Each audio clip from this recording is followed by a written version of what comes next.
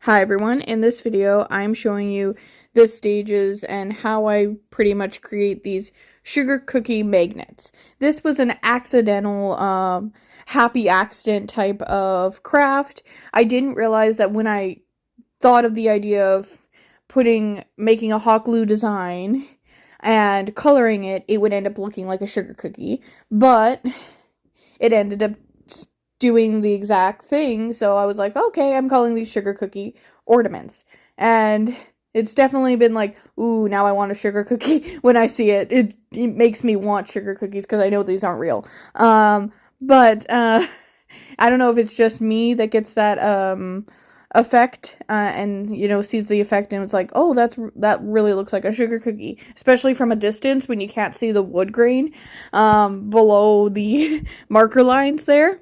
So all I did was I took a mini wooden canvas from a set of little wooden canvases I got at the dollar store and used a hot glue gun, did some easy little designs on there, and then used some paint markers to color over the lines, and somehow it managed to end up looking like a sugar cookie.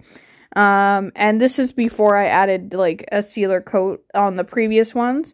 And this is a new set of paint markers and I'm trying them on this one that I just recently created.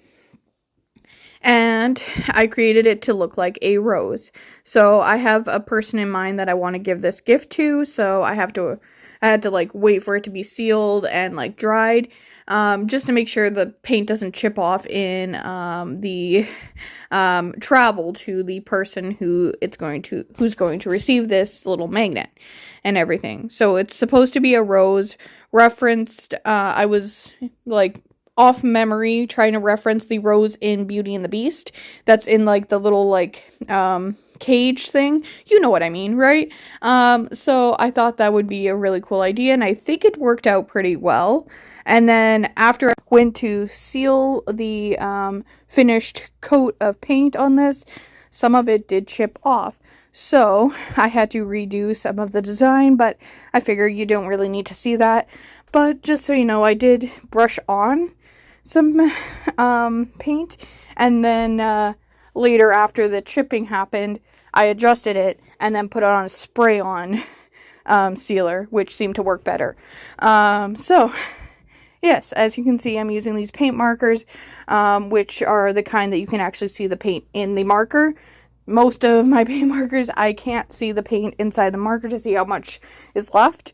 But these ones are brand new, so I thought that would work. And I also used orange inside the flower on like the wood parts, because I thought in the best.